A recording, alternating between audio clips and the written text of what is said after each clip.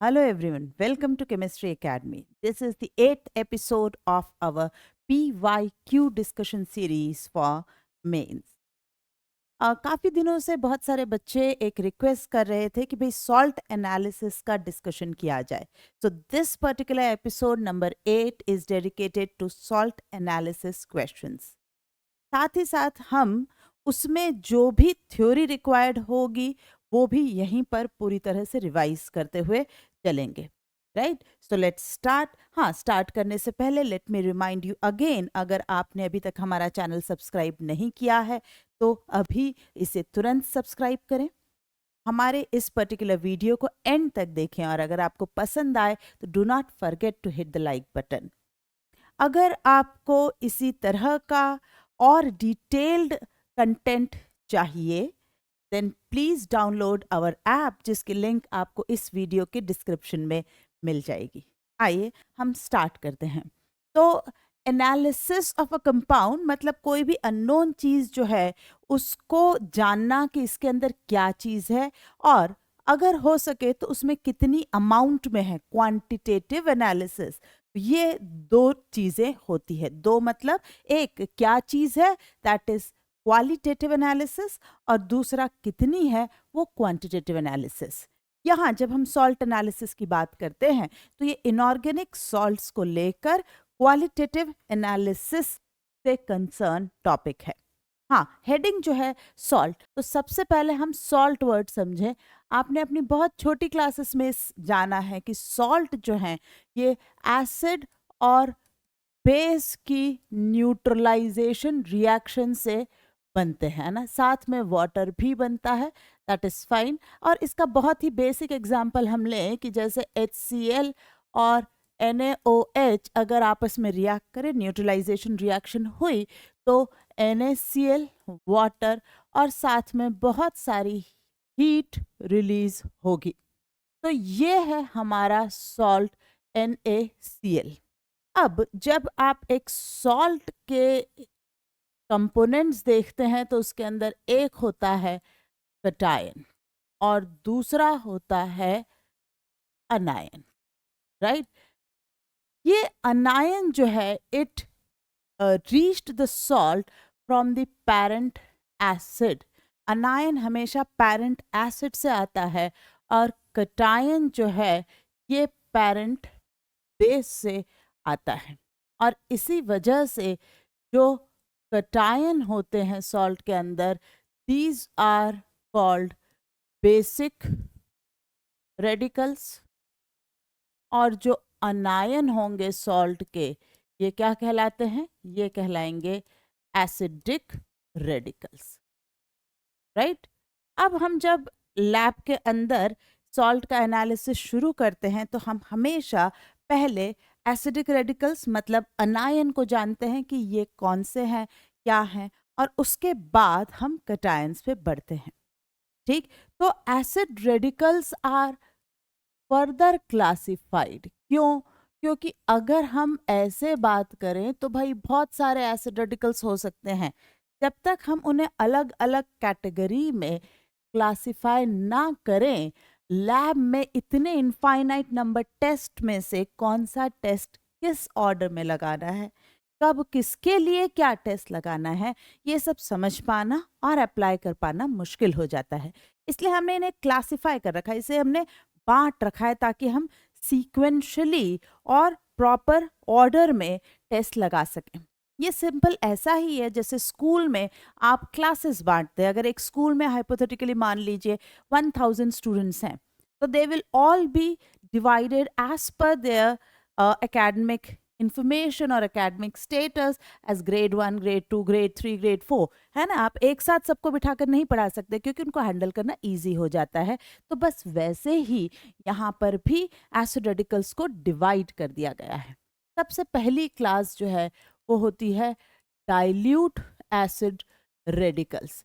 Dilute acid group या dilute acid radicals वो होंगे जिनमें आपको कोई ना कोई चेंज डाइल्यूट HCl या डाइल्यूट H2SO4 के डालने के साथ नजर आ जाएगा.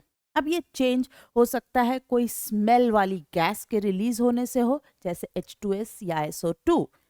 हो सकता है कोई कलर्ड गैस के बनने से हो, जैसे NO2 फॉर नाइट्राइट। या हो सकता है कि कोई इस तरह का चेंज नज़र आए जो इमीडिएट ना दिखे, बट किसी और चीज़ से पास करके आप कंफर्म कर पाए कि ये वह पर्टिकुलर गैस या कंपाउंड बना है, जैसे CO2। तो किसी ना किसी तरह से हमें हर चेंज को विजिबल या स्मेल करने योग्य स्टेज पर लाना पड़ता है, तभी हम उन्हें लैब में कंफर्मेशन के लिए या डिटेक्शन के लिए इस्तेमाल कर सकते हैं। तो डाइल्यूट एसिड ग्रुप जैसे सल्फाइड, सल्फाइड, कार्बोनेट, नाइट्राइट, ये सब जो हैं डाइल्यूट एसिड ग्रुप के मेंबर होते हैं। फिर जो डाइल्यूट एसिड से डिस्प्लेस नहीं होते, क्योंकि डाइल्यूट एसिड से वही डिस्प्लेस हो सकते हैं जो वीकर एसिड के सॉल्ट हों। अगर कोई एसिड स्ट्रॉन्ग है तो उसके सॉल्ट्स आप डाइल्यूट H2SO4 या डाइल्यूट HCl डालने से डिस्प्लेसमेंट में लाकर विजिबल चेंज में नहीं डाल पाते, तो उन्हें आप कहते हैं भाई ये कॉन्सेंट्रेटेड एसिड रेडिकल्स या एसिड ग्रुप होगा। ठीक, यहाँ हमें कॉन्सेंट्रेटेड एसिड का इस्तेमाल करना पड़ता है टू हैव दी विजिबल और ऑर्डर वाला, ODOUR स्मेल वाला कोई चेंज, है ना। तो ये कौन से हो सकते हैं? ये हो सकता है नाइट्रेट, देखो ये नाइट्राइट है, ये नाइट्रेट है, और सारे हेलाइड्स मतलब क्लोराइड, ब्रोमाइड और आयोडाइड। ठीक, अब कुछ ऐसे भी होंगे जो इन दोनों में अभी भी नहीं क्लासिफाई हो पाए या अभी भी कोई ऑब्जर्वेशन नहीं दे पाए। उनके लिए हमने आगे की दो ग्रुप्स बना रखे हैं। जैसे थर्ड ग्रुप कौन सा है? Redox group. ठीक, रेडॉक्स ग्रुप में आप सोचेंगे वैसे ही आपको इमीडिएटली लगेगा कि भाई इसके तो दो किंग मेंबर्स हो सकते हैं, डाइक्रोमेट, है ना, या परमैंगनेट, KMnO4 का अनायन। ये दोनों एज सच कोई प्रेसिपिटेशन या visible change of gas directly दिखा दें ये ज़रूरी नहीं है, लेकिन इनकी रेडॉक्स इतनी फेमस, इतनी कलरफुल और इतनी वाइड वैरायटी की है कि they are detected through their redox reactions. Clear? कुछ लास्ट जो इन तीनों में से किसी भी कैटेगरी में नहीं गए, उनके लिए हमने फोर्थ कैटेगरी बनाई है, प्रेसिपिटेशन ग्रुप। और प्रेसिपिटेशन ग्रुप मतलब they will just give precipitate with certain fix set of reagents, और इसका इंपॉर्टेंट मेंबर हमारे सिलेबस में से है सल्फेट। हो सकता है कि आपका रेडिकल एक से ज़्यादा कैटेगरी में शामिल हो पॉसिबल है, लेकिन हम लैब में उनका जो सीक्वेंस ऑफ ऑब्जर्वेशन है वो यूजुअली सबसे पहले हम अननोन पाउडर जो आपके हाथ में आएगा उस पर आप डाइल्यूट एसिड का टेस्ट लगाएंगे। फिर अगर वो नहीं आया, कोई पॉजिटिव विजिबल चेंजेस नहीं नज़र आ रहे हैं, तो आप कॉन्सेंट्रेटेड एसिड पे बढ़ेंगे। फिर आप देखेंगे क्या कोई रिडॉक्स की पॉसिबिलिटी है, और लास्टली क्या प्रेसिपिटेशन वाला कैटेगरी का कोई अनायन दिया हुआ है। ठीक, तो आपके हाथ में सॉल्ट आया, आप उसका कलर, सॉलिबिलिटी, फ्लेम टेस्ट वगैरह सब चेक करेंगे। उसके बाद आप एसिड रेडिकल में एंटर करेंगे। एसिड रेडिकल में आप इस ऑर्डर में चलेंगे। इसके बाद आप बेसिक रेडिकल्स की तरफ बढ़ते हैं। This is how you apply test in lab.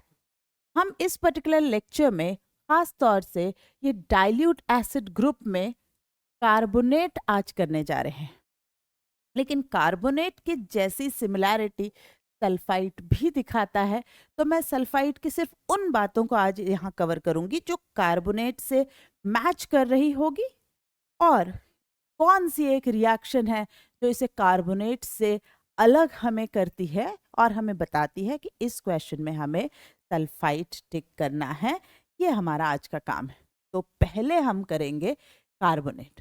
अब कोई भी पर्टिकुलर रेडिकल जब आप बढ़ाएं, तो मेरा सजेशन तो यही है कि आप एक फिक्स सीक्वेंस में सारे रेडिकल्स के नोट्स बनाएं और उसी तरह से उन्हें पढ़ें।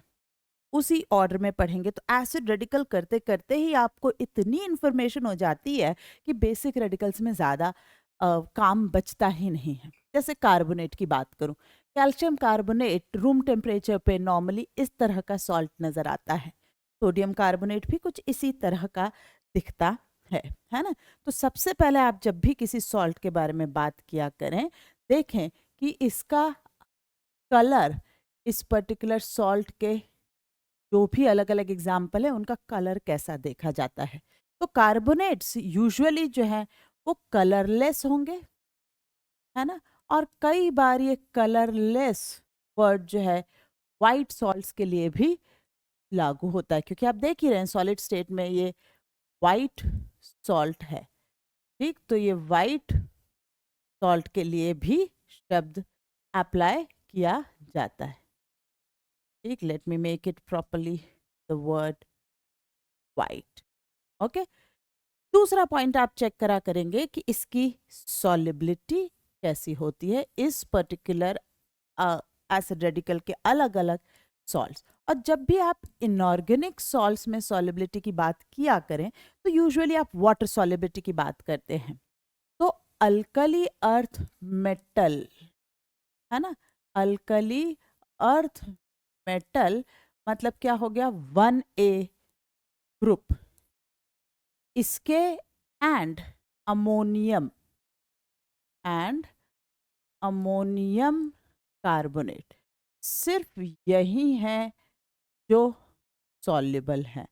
Only these are soluble, rest all are water insoluble और sparingly soluble।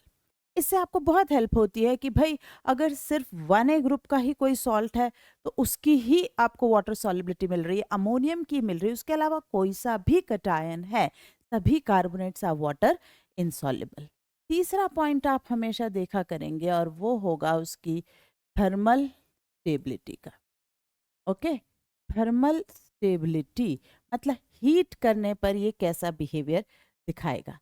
तो आइए थर्मल स्टेबिलिटी हम यहाँ लिखते हैं। तो अलग अलग बिहेवियर हो सकता है for different salts. As far as carbonates are concern, first group के कार्बोनेट्स आर थर्मली स्टेबल, है ना। 1A group carbonates carbonates are thermally stable मतलब लैब कंडीशन में तो कम से कम आप इन्हें हीट कर कर डिकम्पोज नहीं कर सकते। हाँ, बहुत हाई टेम्परेचर्स पर वो भी डिकम्पोज होते हैं, but not in our lab condition.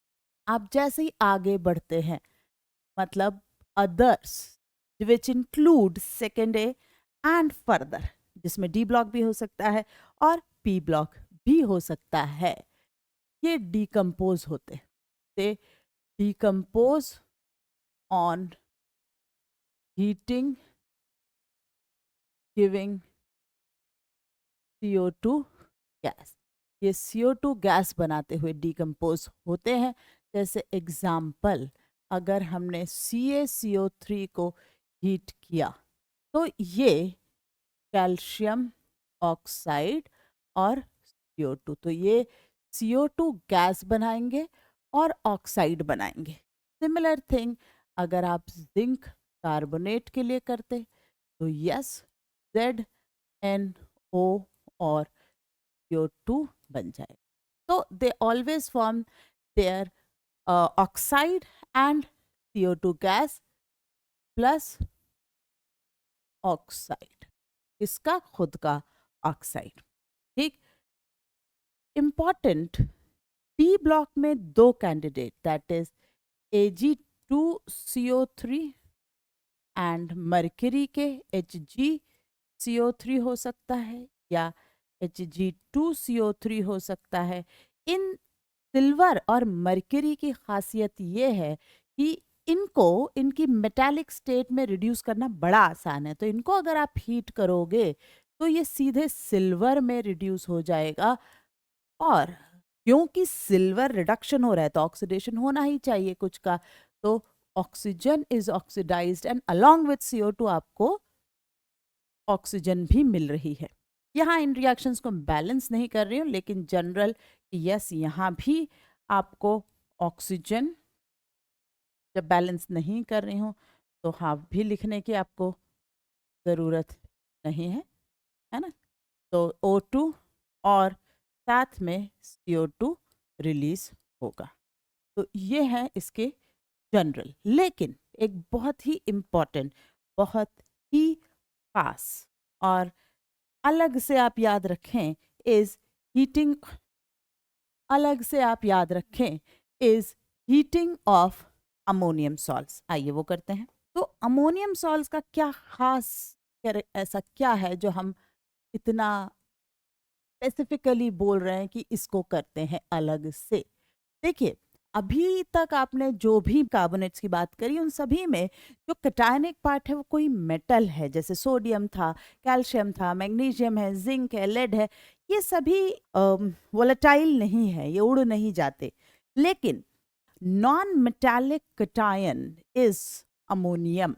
आपके पूरे बेसिक रेडिकल में नॉन मेटालिक कटायन एक ही है और वो है अमोनियम। नॉन मेटालिक कटायन मतलब ये वो जादू का कटायन है जो हीट करने पर खुद भी उड़ जाएगा अमोनिया बनकर।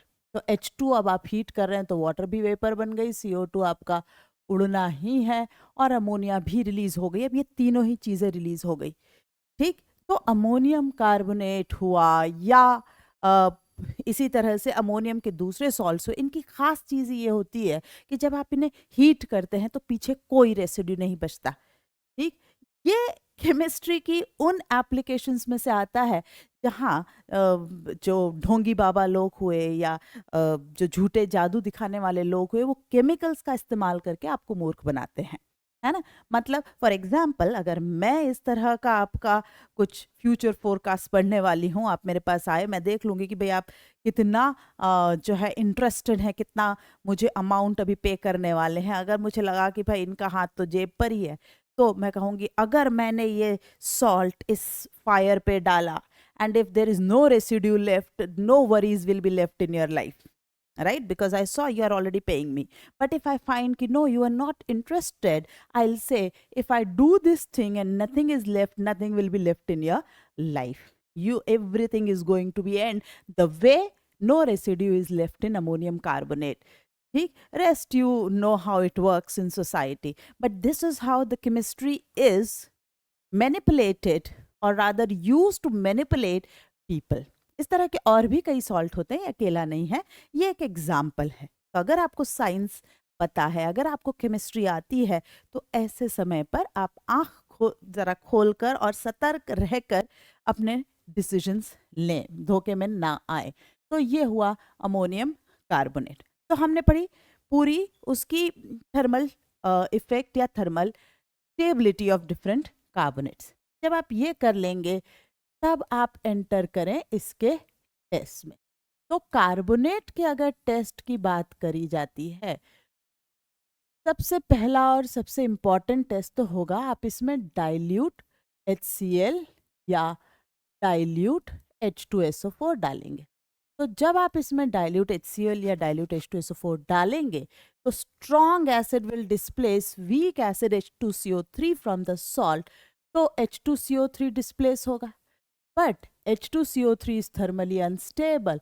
तो एक्चुअल में मुझे जो नजर आएगा वो होगा CO2। CO2 जब निकलेगा तो जैसे कोल्ड ड्रिंक जो बॉटल होती है स्प्राइट या कोला, आप जब ओपन करते तो जो साउंड, उस तरह से तो हम कहते हैं कि brisk effervescence effervescence of this CO2 will be observed.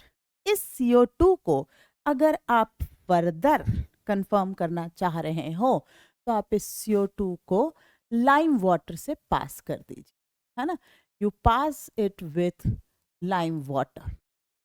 Lime water जैसे ही आप पास करेंगे, CO2 is acidic, lime water is basic, you will observe white turbidity of calcium carbonate. ये जो वाइट टर्बिडिटी वर्ड मैंने कहा, ये मैं आपको समझाती हूँ। आप बहुत ही वेग टर्म में मैं कहूँ तो एक ग्लास आप पानी ले लीजिए, ग्लास कांच का लीजिएगा और उसमें 2 स्पून 2 चम्मच दूध डाल दीजिए। तो वो ना तो नीचे बैठेगा ना ऊपर तैर के हटेगा, वो कैसे पूरे पानी को धुंधला धुंधला कर देगा, बस वैसी ही appearance of this CaCO3 turbidity भी होती है।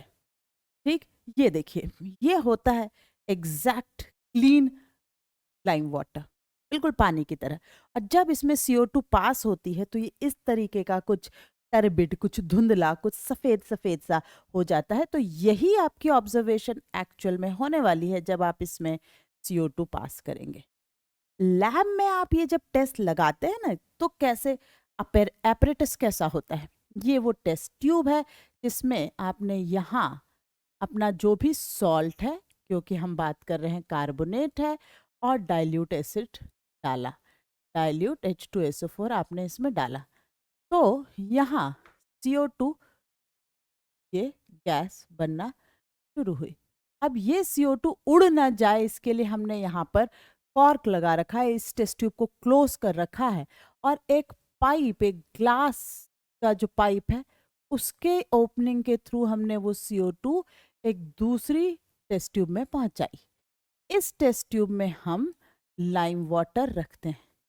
तो अब जब ये इसमें पास होगी, ये सोल्यूशन जो है टर्बिड हो जाएगा, और ये ऑब्जर्वेशन आप इस्तेमाल करेंगे फॉर कंफर्मेशन कि yes the unknown salt was carbonate, the gas released was CO2।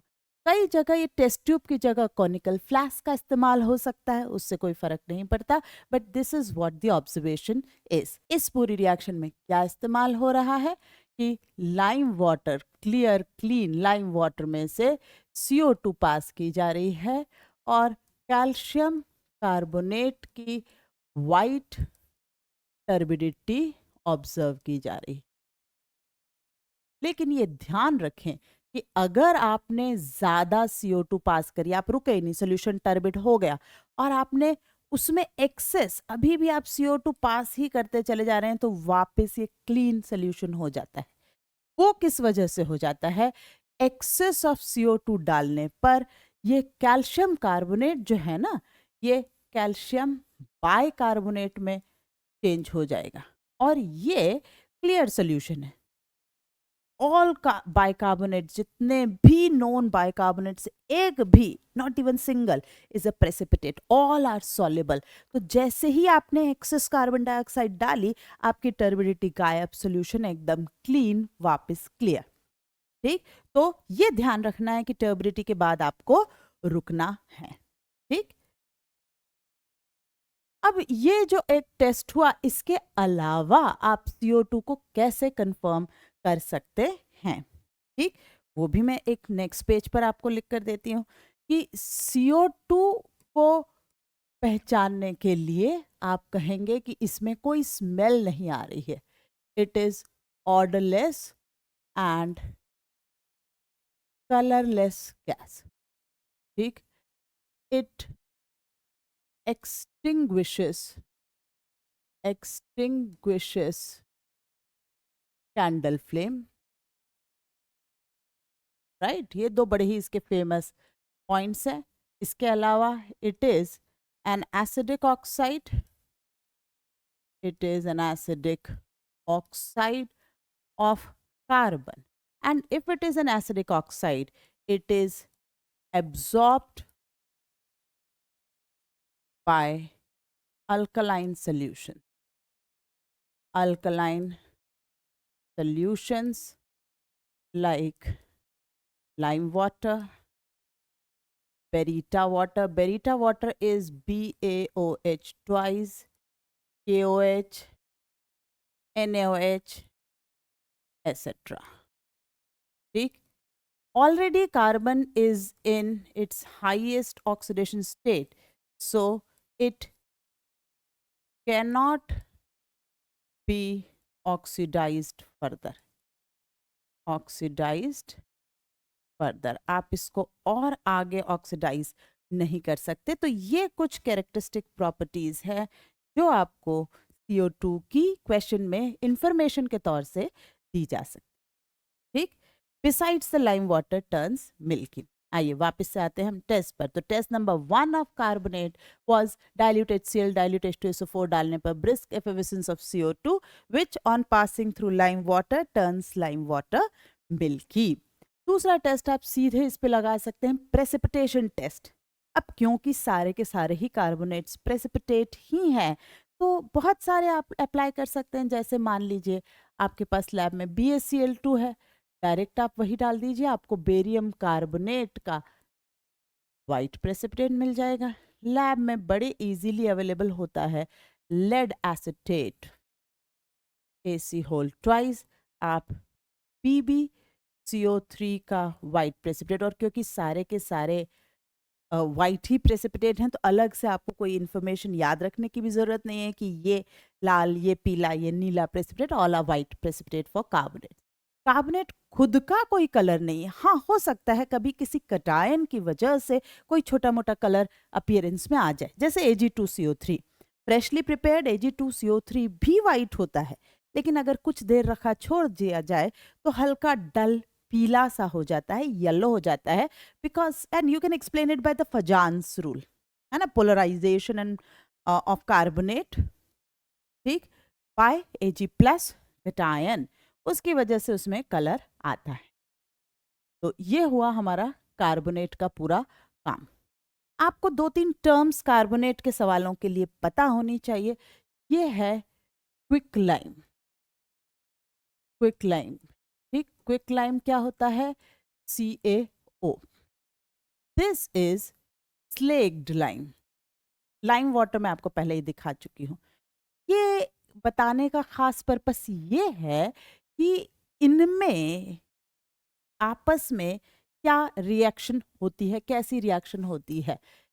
यूं कहूं कि CaO में जब वाटर डाला जाता है, ओके, तो ये क्विक लाइम में वाटर डाला, you will get calcium hydroxide plus बहुत ही ज्यादा हीट, इतनी हीट कि सोल्यूशन उबलने लगता है, इट स्टार्ट्स बॉइलिंग, इतनी हीट रिलीज होती है, और उसके बाद भी सम साउंड, मतलब साउंड एनर्जी भी बहुत रिलीज, साउंड भी रिलीज होता है।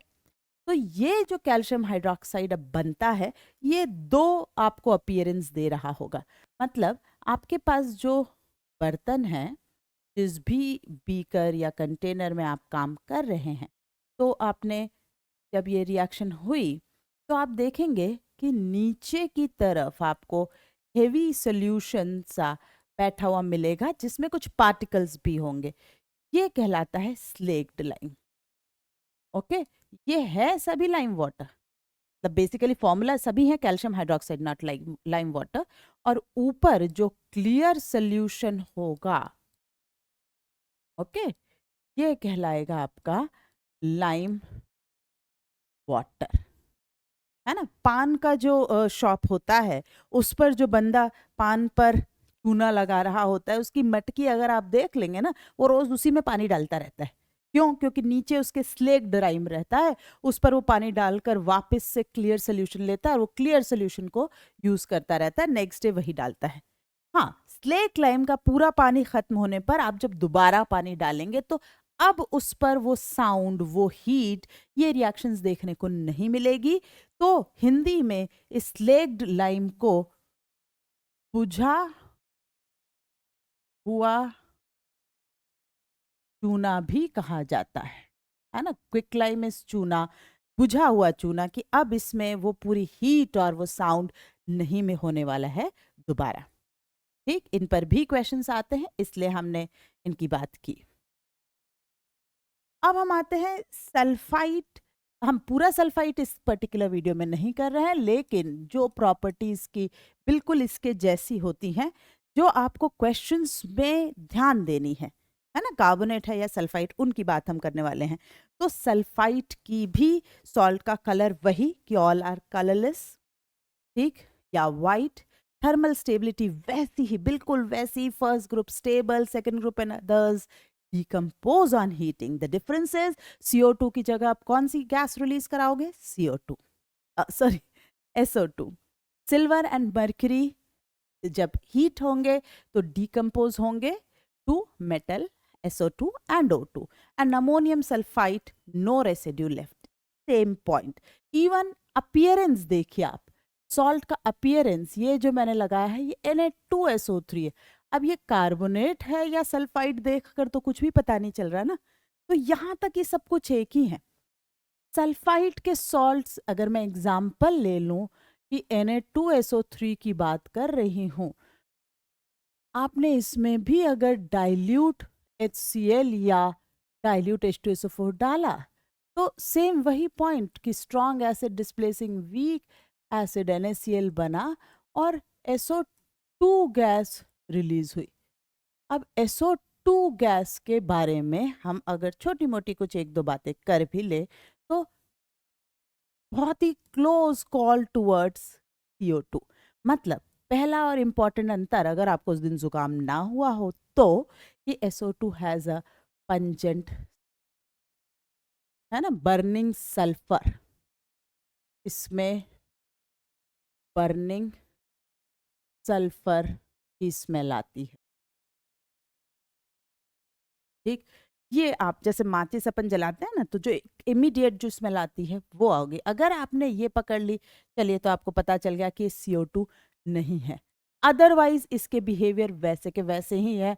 इट इज एसिडिक, ठीक, it is also absorbed by lime water, baryta water, है ना, KOH, NaOH, वैसा ही बिहेवियर। अब आपको बड़ा कंफ्यूजन होगा कि भाई हमें कौन सी चीज़ दी हुई है क्वेश्चन के अंदर।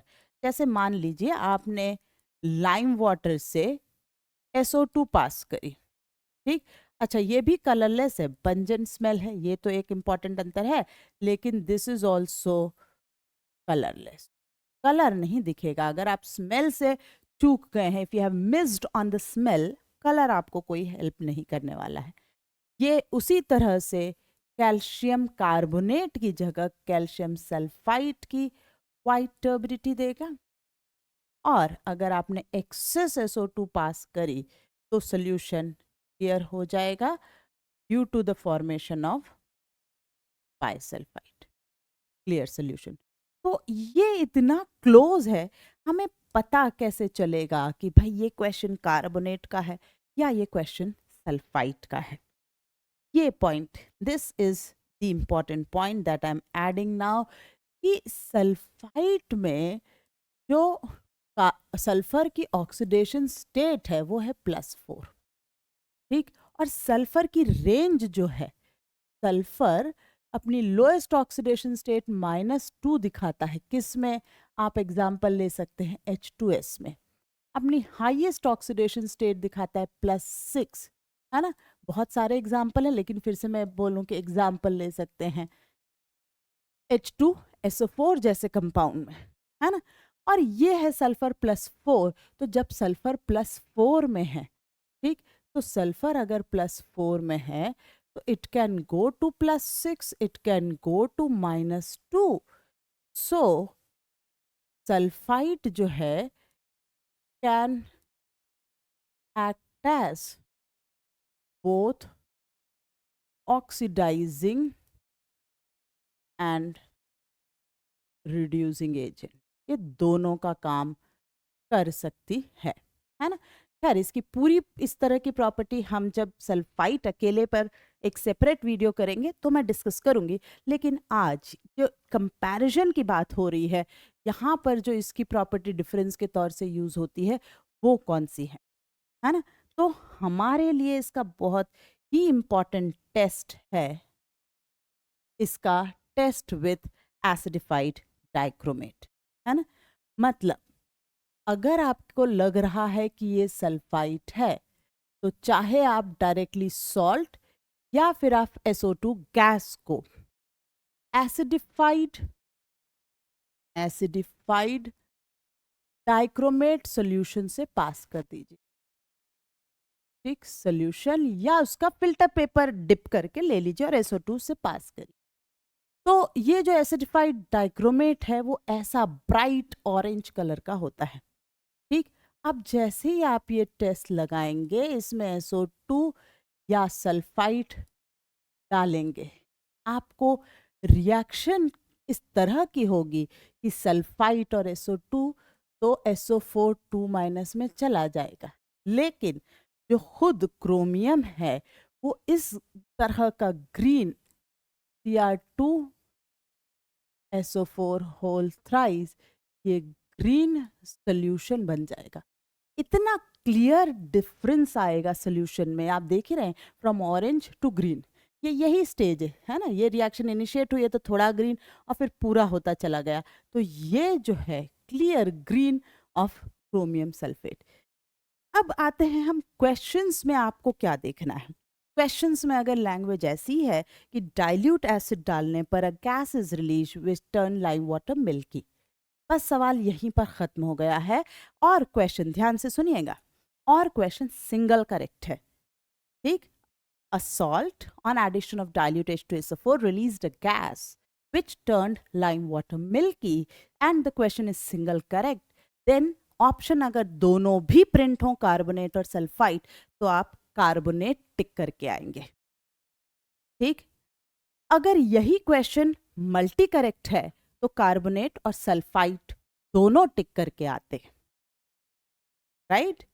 If the question want sulphite as a answer और सिंगल करेक्ट है, तब उन्हें ये आगे ऐड करना पड़ेगा कि the gas also decolourise, sorry not decolourise, the gas also changed colour of potassium dichromate acidified solution from orange to green. ये लाइन आते ही कार्बोनेट एकदम ऑप्शन से एलिमिनेट हो जाएगा और आप टिक करके आएंगे सल्फाइट या SO2। आइए इन्हीं की एप्लीकेशन 2019 और 2020 में इन दोनों पर जो क्वेश्चंस आए हैं वो देखते हैं। 2019 इसका हमने ये फर्स्ट क्वेश्चन यहाँ लिया, reaction of an inorganic sulphide. ना the question is already mentioning कि इट इज सल्फाइड, तो हमारी ये कहानी कि कार्बोनेट है या सल्फाइड ये खत्म हो गई। With dilute H2SO4 generates compound Y। Let us take की example of sulphide for our reaction, क्योंकि यहाँ आगे सोडियम दिख भी रहा है, हम मान लेते हैं कि ये Na2SO3 है। कह रहा है कि इसको डाइल्यूट H2SO4 से ट्रीट कराया गया, strong acid displacing weak acid, तो यहाँ SO2 गैस हम एक्सपेक्ट करते हैं रिलीज हुई होगी, Na2SO4 एंड वाटर, है ना। तो इफ सल्फाइट अगर हम मान लें कि ये X है, ठीक, जनरेट्स अ कंपाउंड Y, तो ये SO2 आपका Y है। Reaction of Y with NaOH gives X, that confirms कि हमारा X Na2SO3 लेना बिल्कुल सही है, क्योंकि NaOH से इसको रीजनरेट कराया जा रहा है, तो ये Y को NaOH से ट्रीट कराया, it is an acidic oxide, तो you will again get Na2SO3 and water, तो ये X आपका Na2SO3 आया, ठीक।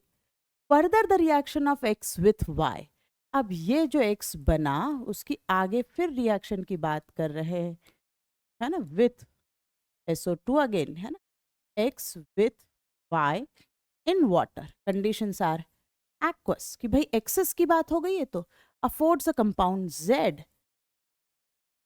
बाइसल्फाइड बन जाना चाहिए, ये आपका कंपाउंड Z होना चाहिए, ठीक।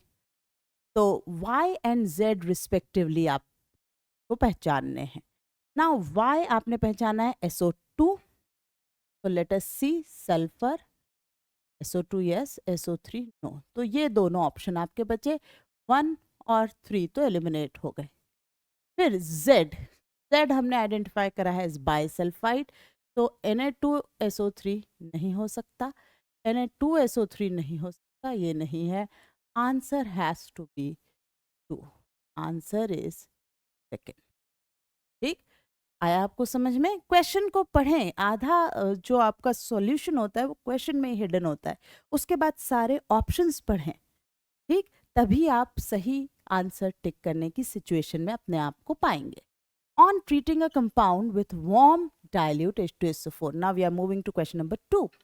तो कोई कंपाउंड है, उसको वार्म डाइल्यूट H2SO4 के साथ हीट करा और X gas is evolve which turns K2Cr2O7 paper acidified with dilute H2SO4 to a green compound.